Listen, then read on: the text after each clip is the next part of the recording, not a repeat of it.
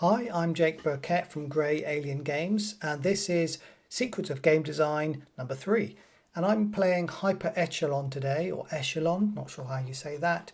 And it's a vertically scrolling shoot 'em up, so quite an old school style game where you fly up the screen, destroy aliens, and get power-ups and so on. I actually love this type of game. And I saw it on the Epic Game Store as a free game, and I often see games on there and add to my library, but I don't download them. But I downloaded this one straight away because I wanted to try it out. It's also on Steam, might be on GOG and itch, not sure. I also in the last couple of years I recorded like nearly 100 videos of me playing vertically scrolling shoot 'em ups on the Commodore 64. Most of them weren't very good, and I talked about the game design of those. And I might play horizontal ones if I ever get round to that. So without further ado, let's have a look at the game. Let's put the volume back. I think it was, I think I'll have to use the arrow keys. Okay, one thing to note is it's quite sort of keyboard focused or maybe controller focused. So if you want, you can go into the controls and modify things. It's definitely worth knowing that space is fire before you start playing the game. And you've got these special abilities you can fire off with 1, 2 and 3, and you even get a wingman and they have special abilities as well. And I'm using arrow keys. I guess a controller would probably be easier, and I tried with a mouse and it feels a bit weird, but I'm fine with keyboard because I use that for most of the Commodore 64 games. There's a story mode which I'm going to look at. I tried arcade. I tried this yesterday and a bit earlier today. Arcade mode is straight linear through the levels. Story mode is different, and I'll explain why. I haven't tried these two. I guess this is probably permadeath mode. And then you've got kind of things like you get these collectible star carts which upgrade your wingman and give you other things. These achievements probably mirror the Steam ones. And then there's a sort of progress summary. Why is there a progress summary? That's because the game is not a sort of linear shoot 'em up like in the old days. You'd play and you'd go through all of the levels and you'd have to get better at them and learn the patterns until you could finally beat the game. Maybe there are 6 of these, maybe there's more off the screen. What this is a rogue light, and what that means is every time you finish a level you get gold depending on what goals you've beaten. So if I click on this one, there were 4 goals. Oh, hang on, let's go back. Right. So I beat all of these 4 goals and got money for them, and I haven't beaten the next level. I'm trying to click that. Yeah. When you beat all the goals on one sort of level, the rookie level, then you can play ace. I guess if I beat all of these, there might be some sort of super advanced level, and that's what these pips are above the level here. And then you go and spend your gold in the meta game, which is upgrading your spaceship. So here's a really nice looking isometric spaceship, and I've put points into my cannon, and even though it doesn't look like I've put points into it, when you get to the end here, it wraps around back to the beginning, but you'll get a notch up here. So looks like there are 5 kind of levels, and every time you hit one of these, I think you get an extra bullet. Like it started with one pea shooter, and now I've got 2, and that's probably 3. I'm trying to actually reach the 3rd one because, you know, I wouldn't mind doing that. Let's boost the laser a bit more. Yep, I have another bit of a laser. Drones fly around you, but I've only got 1. I'm guessing you only get 2 once you hit this point. Armor's always useful. In fact, I'll get some more now. Power up. And radio apparently calls in. If you click it here, you don't see. Oh, it's not letting me click it. You have to press 1 for info. It says it calls in support from somebody called Shadow, which I've had happen once. Kind of feels like just a bonus helper that shows up. And these are the special abilities. So shield you can enable when you need, good for bosses or when there's a lot of bullets around. Focus, again, slowing down time, good for bosses. And this is like a smart bomb, clears the screen of all bullets and probably damage the enemies as well. I haven't put a lot of points into these because I'm mostly focused on my main firepower. So some people don't like rogue lights because they can get grindy, right? But so far I unlocked these 3 levels pretty easily. I think I beat the boss on these the first time, maybe a second time on that, I'm not sure. This one I'm finding more challenging, but so far it was fairly good, and I could go back and play these if I want. It depends how much it's going to make me grind, and bearing in mind it looks like 5 possible upgrades on all of these. It could be a lot, I don't know. It depends how hard these levels are. But so far I'm enjoying it. And that's why maybe people prefer a sort of linear run where it takes 40 minutes or an hour to beat the game, or if you get good at it, of course. And I'm never that good. I mean, I've played loads of these, but I'm not actually that good at them. Let's go to the current level I'm stuck on and talk about game design as we play it. So I haven't beaten any of these yet because I haven't got to the end of beating the boss. I'll probably die because when I talk I struggle to play at the same time with any form of skill. Now this is a weird thing about this game. You know, you have to use the arrow keys or whatever. You can use the mouse, but there's no button on this page to launch. There should be a huge launch button somewhere, just down there maybe, and so I got stuck here for about a minute the first time I played this, and it's because I needed to press space to launch, which is not very obvious. Also, I've got a wingman who I picked up along the way as part of the story, and I've added them there, wing lizard I should say, right? So, and again you have to press space a second time, so it's kind of a bit weird. Let's move the mouse. Mission start. So let's look at some vital things. First off, it's got an auto fire. I'm not having to spam the button over and over and over, which would be annoying. You don't move too fast at the beginning because you get some speed ups, but you don't move too slowly. There's nothing worse than a sluggish feeling spaceship in a shoot 'em up, and I've seen a lot of games make that mistake. You need to be able to move fast enough to be able to avoid the bullets, enemy bullets. It's very simple, really. And to be able to reach the enemies that are flying across the screen. Ooh, took a bit of damage there. That's actually because this level is unusual. It's got these sort of fans or air blowers, which I often forget that they're actually there until I'm in one, and I'm like, why are my controls weird? It's because I'm being pushed along. Those red enemies, oh god, I need to use some of my special abilities to get rid of that thing. I've used them all. I probably should have saved them for the boss. Yeah, so I often forget they're air blowers, just feeling like my controls are strange. Okay, so if I hover over these, I get plasma. I'm not actually sure what plasma does, except for sometimes you have a goal to collect 10 of them on a level. So I always sort of collect it, either from those creatures or sometimes from a crystal you see on the surface. So right, the other thing I look for in these sort of games are the enemy bullets visible, right? Because I played a lot of Commodore 64 games where the enemy bullets are just A, too fast, or B, or got to speed up then, or B, just like practically invisible over the background, really not clear, and you have a real hard time seeing them. But this, everything's nice and clear. I'm not saying I'm playing very well, but I can see the bullets, they're flashing, I can see the enemies, it's good. So this is this shadow which has come to help us out, not sure why, maybe because I'm nearly dead and they just decided to pop up. Actually, I'll wait for I am dead again. Alright, so I'm going to play an easier level where I can talk about the game design a bit more. So I'm going to go back to the first one and I'm going to try an ace level instead of rookie. I beat rookie level. I haven't. Oh, by the way, with these goals, if you have completed, say, these 3, it means this time I don't need to worry about plasma or even collecting gold. I do need to defeat the boss, otherwise you don't actually save any of the... Well, I don't think you keep the goals you've beaten. Not sure about that, but I will try to beat 100% of the enemy forces. I probably will fail, so let's give it a go.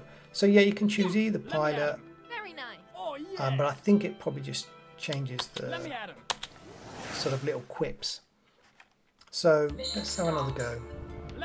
I should have upgraded my craft actually. So one thing about the wingman is, yeah, great, cool to have somebody there helping out, thank you. But one thing I find with games like this is, if you have a wingman next to you, I kind of sort of like, A, find them a little bit distracting. I keep thinking, oh, which one am I controlling? Also, I keep forgetting they're there in terms of them taking damage. Like I miss the enemy bullets narrowly with my own craft, but I might steer them into danger. And I guess that's why the game gives you a hotkey to give the wingman a shield. So if I use a shield and sneak in behind a big craft, I can do it on them as well, which I've got to try and remember to do. Yesterday when I played it, I didn't even know that was a thing, but I read the controls today. I was like, oh, wingman controls.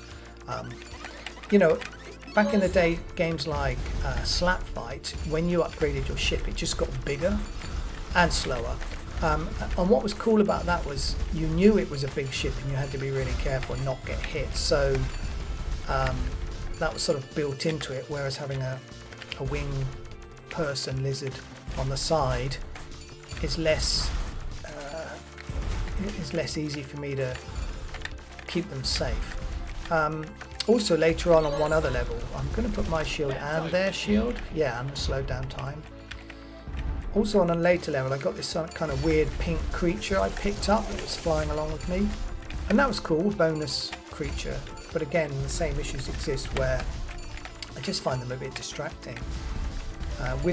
Always with games like this, you've got to make sure that visually the player can see what's going on at all times and it's clear, and sometimes having a focus is good. Like I've definitely played shoot 'em ups where even your firepower can even be distracting from what's going on.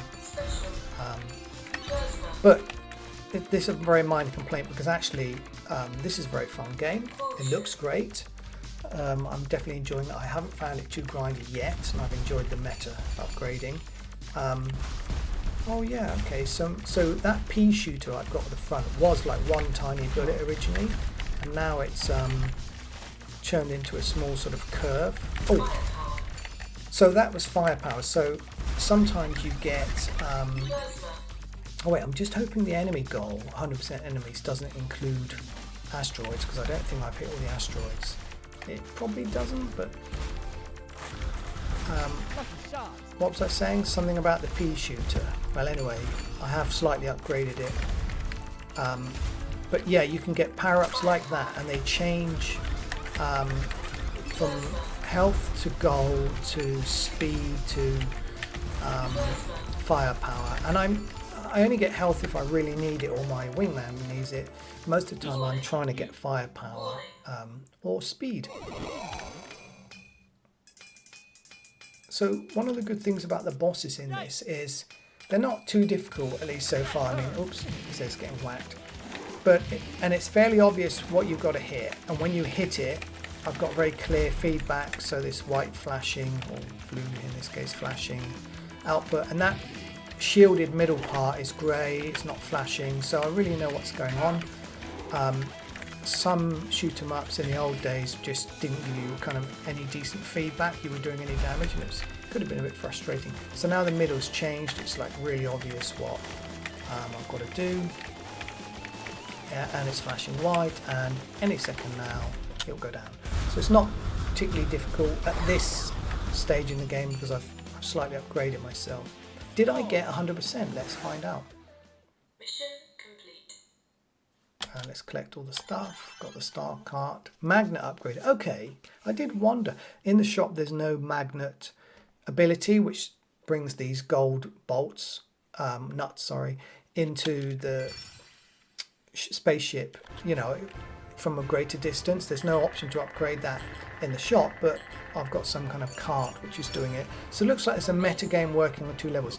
99%. So I did not destroy everything, and I haven't unlocked the new tier of pips, so that's a shame. At your service. Let's upgrade a bit here. Let's try and get this laser upgraded. I want to see what that looks like. Sharpshooter increased in size. Yeah, additional power boost. Good, I'll take it. Quite far off upgrading drones. I like armor, so I'm gonna keep going with the armor. Power up. I've got enough for a bit more drones. I'm sort of ignoring these special abilities because, cool as they are, I just feel like having a more powerful main craft is kind of better. Let's have a look at... I can't really remember much about this level, so let's have a look at this level. Destroy all space debris. Oh yeah, I'm not actually sure what space debris is, which is the only issue. So, let's keep playing. So in terms of what this game gets right, you're not too slow at the beginning. Oh, that's space debris, I'm guessing. That was a tough one to reach. yeah, this is tough. I don't know if these little things are space debris and if I've missed them already. See, look, oh, very difficult to reach those. Yeah, you don't move too slowly. The enemy bullets are clear. They're not too fast. You've got upgrades more in the meta game than the actual gameplay. Though when you play the arcade mode, I found out I missed a debris already there. When you play the arcade mode, you actually upgrade as you play. So by the end of the game, you're in theory fully powered up, which is more how traditional games worked. Whereas in the roguelite version, they're just sort of feeding it to you over time. Yeah, and I don't know if destroy enemies means also those mines or not really sure. I think I failed to destroy the space debris that kind of has occurred. Anyway, good variety of enemies, different attacks and things, taking a bit of damage there. Hopefully this background's not doing your head in, it is quite intense. The sort of hyperspace look. See, yeah, I drove my wingman, or flew I should say, my wingman through one of these things because I'm trying to avoid bullets and I think, oh yeah, I'll just avoid that, and I just forget about them and then they end up damaged. Let's get the firepower. So that floating thing, in some games you shoot them in order to progress to the next one, which is kind of fine if you're not spamming the fire button like I am, I'm holding it down. This one they change over time, and I've seen both approaches used in games. Another approach is the Gradius style one where you just get upgrade points and then you spend them with a button press or space bar or whatever at the bottom of the screen. This is not going well. Whoa, okay. I thought I could take that out by hovering over with my shield, but it didn't work. Mustn't forget my wingman's got a shield like this, and also a special ability which I might activate now, this spinny sword thing. Those plasmas you collect from hovering over the creatures. Yeah, you also get them from crystals that you see, and sometimes the goal is to collect 10, but I might have said that already, I can't remember. Ooh, lots of stuff. I guess the magnet's working a bit better now, collecting these gold. So yeah, it looks good, it sounds good, it's fun to play. It's not overly challenging for me, at least, but I'm guessing at the ace and higher levels of goals it will get more challenging, and the later levels in the game, which I haven't reached yet, but so far early on it's pretty good fun. So if you look at this sort of game and think, yeah, I'd like to play that, I recommend it. Like over the years I've tried a few modern shoot 'em ups, like back in the day, right, most of them were bad. They probably felt bad to me back then, and only a few stood out as good, and they're still good now. That's the interesting thing. 40 years later on a Commodore 64, right? And again, with modern shoot 'em ups, I've played some of them and they're just not that good. There's something about them. Oh, I'm dead. That's not as much fun, but this one is fun. It's a genuinely good, indie shoot 'em up, which I recommend. So if you think you would like to play Hyper Echelon, go and have a look for it. I recommend it a lot. Thanks for watching. Goodbye.